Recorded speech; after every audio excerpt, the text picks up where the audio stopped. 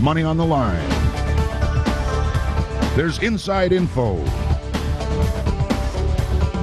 tournament tactics, winning tips and techniques. And it's all designed to help you become a better bass angler. This is the Gander Mountain Invitational Pro-Am Bass Tour. Brought to you by Dodge Trucks, Mercury Marine, Triton Boats, and Rapala Lures.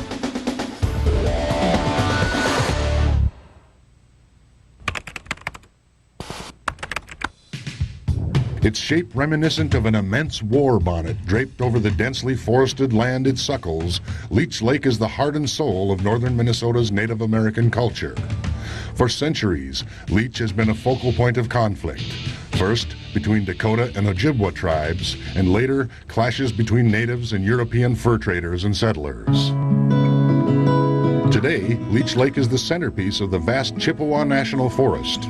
Still teeming with fish and wildlife, the wilderness has been tamed to an extent, but only so far as to attract throngs of tourists and sportsmen, hearkening to the irresistible call of the wild that is this enchanted place. For fishermen, Leech is the ultimate destination. The big lake produces big fish in every variety. Huge walleye, jumbo perch, dinner plate-sized crappies, monstrous northern pike, and muskies of terrifying proportions. Same goes for the bass. Although not regarded as a typical largemouth lake, Leech is home to an ever-burgeoning population, and the bigmouth bite is as unique as the lake itself. Here, the bass are in the rice, the reeds, and the rushes, standing fortresses which provide safe haven from the prowling predators of the deep. Which means if you want to catch Leech Lake largemouth, you have to go in and get them. It's early July, following a cold and windy spring. The bass have spawned and are just establishing their summer patterns. But Leech Lake bass don't have conventional summer patterns. No grassy flats, no deep weed lines, no mid-lake humps. Why? Because bass in those locations become musky meat in a Leech Lake minute. Here the pattern is emergent vegetation, either standing as in the cattails and bulrushes, or lay down as in the thick of the rice beds. In the case of the former, cut banks are key. Bass tend to hang in the undercut edges of the walls of vegetation. Here, a shallow crank or a spinnerbait fished parallel to the reeds will help you find fish, and a well-placed jig pitched close to the base will coax out the big ones. If the rice is down, surface spoons and slop skippers are the search baits of choice. And once a bass erupts, a quick follow with a heavy jig will penetrate the cover where those 5-pounders live. And if you get bit, you'd best be geared up for battle. The scene is set for a truly unique challenge as more than 200 anglers venture out to experience the Leech Lake legend for themselves. Points and massive bays, Leech Lake is intimidating to say the least. Miles of vegetation, acres of rice, an eternity of open water, and only one day to fish it. Where do you start? What's the best route to get there? How long do you stay? Wind and weather will definitely be a factor. This is Leech Lake. Known as a musky walleye fishery. It's over 100,000 acres. Of its 100,000 acres, only about 5 to 10% of it is good bass fishing. That could prove to be a problem with the long running distances between those areas, but a challenge is always good for a tournament. Basically, I fish the same way here from the opening of the season till through fall. The bass on Leech been there summer up in the shallow water, 5 foot or less. A lot of the lakes around Minnesota and the Midwest seem to have bass depths that range from a foot to 20 plus feet. But in Leech Lake, unless there's something that I'm not aware of, they just don't seem to live in water that's over much more than 6 feet deep. So you're concentrating on a lot of shallow cover, wild rice, bulrushes, cattails. But if you've ever come out here and had a day where you've caught a dozen 5-6 pound fish, you get addicted to Leech. You can even have days where you don't catch a thing, don't even get a bite, and it doesn't bother you because you know the next time might be great. And Leech is a classic lake of not catching any fish. They say if you're not getting skunked on Leech, you're not fishing it enough. So, shallow water is the ticket on Leech, but that doesn't narrow things down much. You still have to deal with miles and miles of shoreline, thousands of acres of wheat flats and rice beds, and just a few hours to find them, fish them, and get them in the box. On Leech, 2 bass patterns are prevalent, the rice and the cane, and the 2 require completely different approaches. There's a lot of ways to catch these bass on Leech Lake. One of the things that I like to do is I like to work the edges of the rice, around the perimeters of the rice, and I use what I like to call a circular, using a big flipping stick, of course, with spider wire, 50-pound braided line. This is our jawbreaker spoon that actually John and I designed specifically for Leech Lake 25 years ago, 25 years ago. This is a weighted, weedless spoon, and it just works dynamite in this type of cover. I can throw it anywhere and get it through. One of the things I do on Leech Lake is I actually put a trailing stinger hook on it with a grub that gives the bass a little better target as it comes through. But I'll skirt this over the top of the vegetation, over the mats, and then I'll let it fall into pockets as I see them coming through. If they boil up on my jawbreaker and I can't catch them, I will set the jawbreaker down and I'll mark the spot, and I'll pick up a slip sinkered power hog or some type of a power bait, plastic worm of some type, or a jungle jig with pork on it, and then I will pitch back into those areas where the fish showed itself by making a swirl or making an attempt at my bait. That's the one that probably blew on the jawbreaker and threw back in there with a slip sinker tube and got him to bite. It's not exactly the quality of fish that we're looking for on Leech Lake, but the numbers of that size fish are pretty healthy right now, and I think we're looking for some great fishing down the road here. On Leech, most of the bass are pretty much loners. When they get up in the shallow slop, it's almost like musky fish, and you're searching for one fish at a time, versus on some lakes, you know, where you find one fish, you'll find a few more in the same tight little area. On Leech, they kind of live alone, and you're, like I say, you're looking for one at a time. You'll see some feeding activity going on, but a lot of times it's one fish. If you can mark that fish, and get over there and get a bait in there while he's active, you can generally catch him. There's one. Leech Lake is a wind-swept lake that's very, very big. The vast majority of the bass live in small confined areas such as these weedy bays, and the bulk of them are in this wild rice.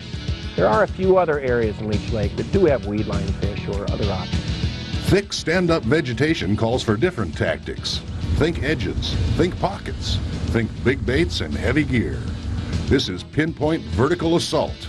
The fish are holding tight to cover in classic ambush position, and to catch them, you have to put a bait right in front of their nose. It's a different lake from most lakes that we fish. The bass seem to be very deep into cover, so they're going to hide themselves in the back cattail pockets here, like I'm trying to flip to with my jig. And a lot of times in the wild rice, they're going to bury themselves very deep in the wild rice instead of being on the edge. And you don't find much of a weed line pattern out here. I don't know if they're scared of muskies or what the deal is, but they're buried pretty good. But it's fun to fish, because when you set the hook, a lot of times they're a 3 and 4 pounder. I think what I'm going to try to do, since I see quite a few boats that have fished this bay this morning, I'm going to find deeper pockets back in the bulrushes here. I think a lot of times anglers will miss out on the harder stuff to get at, and a lot of times the bass will get pressured back into those areas. So you can't overlook any kind of water out here. If you can see water, there might be a fish in there. You can catch them up as shallow as 6 inches out on Leech. When you do get bit, you'd best have some serious pulling power working for you. These are some of the biggest fish in the pond, and you'll need heavy gear to winch them back to the boat. So what I do is I take a St. Croix Legend Elite Series. This is a 7-foot medium. That's medium heavy. I normally run about 15-pound Berkley big game on this rod, but for this lake I'm running 20. And I'll fish with a couple of these, and what I use this one for is mainly fishing in the open reeds. And I'll run 20-pound line, a 4 or 5-aught hook, and a 1/4 ounce tungsten weight. When it gets real thick, or I'm afraid I'm going to have a fish that's going to wrap me up and break me off, then I'll switch to a St. Croix Legend Elite flipping stick. And this one's actually got braid on it. I'll run 65-pound braid. I'll step up to a 3/8 ounce tungsten sinker, and I'll still run the same bait on her. But I'll just pick this rod up in situations where it's real thick, and if you don't have this on, mono will just wrap around there and the fish will shake off. It's happened to me dozens of times. You go with a flipping stick, it gives you more leverage. This line normally won't break, and it'll cut through a lot of this junk when a fish makes a big run. And it's a little more precise fish, and you're just going to be flipping little target spots here and there instead of making casts like I would with the 7-foot rod and the mono. But this is something that you almost have to do on this lake, because if you do get into the fish, you know, and there's fish in here that 5 or 6 pounds. There's one right there. That's a northern. That's another thing with this braid, you can just stand on them like that, and I didn't lose anything. You didn't cut me off. If I'd had mono on that fish, probably would have taken about $1.50 worth of owner white gap hook and tungsten weight right there. So it saves you a little bit of expense, but it also saves you a lot of big fish when they get in there and wrap up. So there you have it. 2 schools of thought on Leech's Lunker Largemouth. Who's going to put the right pattern together for the $10,000 payday? We'll find out when we come back with all the tournament.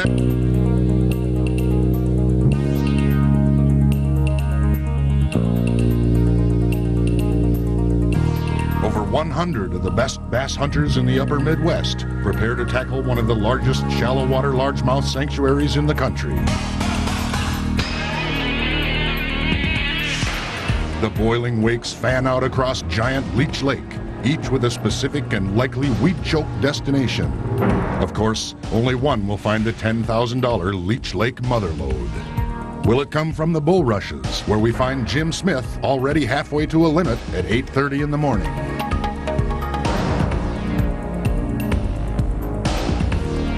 Smith is flipping a plastic craw worm into the thick stand-up vegetation and up against the floating cut banks. When active fish are located, they can come pretty quick. There it is. I like this feeling. Good one?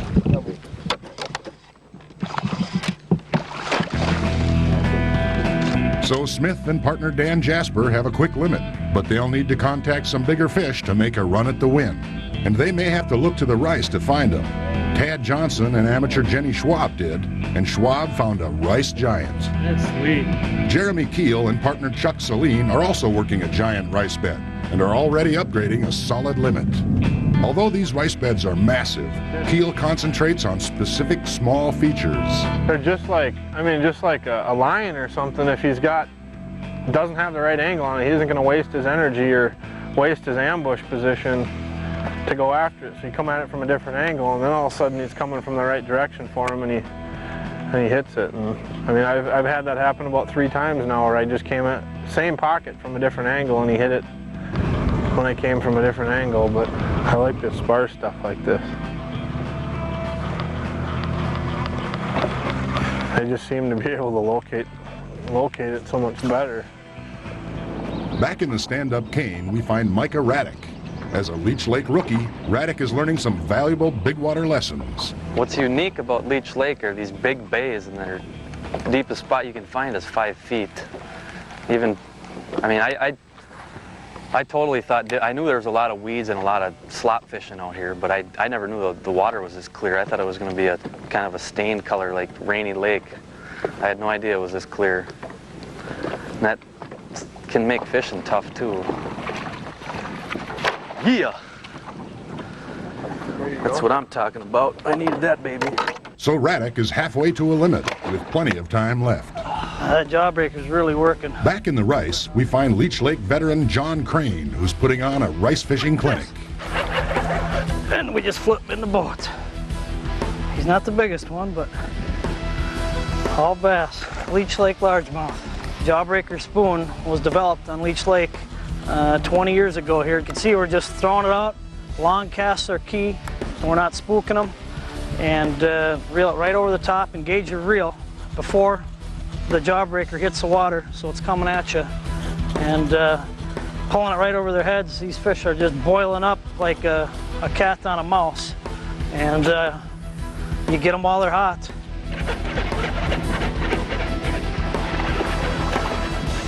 Get the net on this one. As Crane continues to contact upgrade fish, others are doing the same, including Matt Christie, who's abandoned his shoreline pre-fish pattern in favor of the rice beds.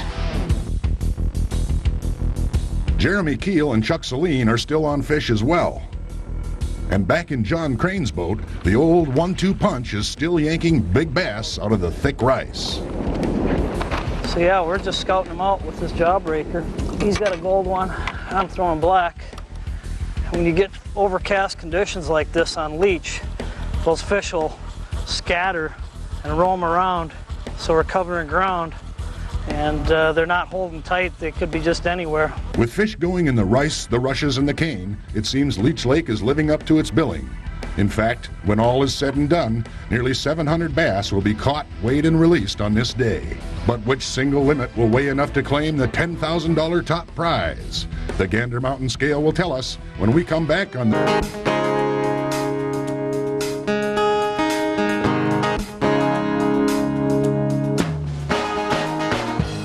A brisk Leech Lake breeze greets the Gander Mountain field as Minnesota bass fans gather for the final tally.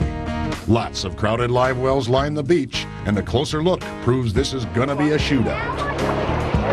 Jason Howland weighs early and continues his hot streak. 21.94, these guys are now in the lead. Nearly 22 pounds will give him a 7th place finish.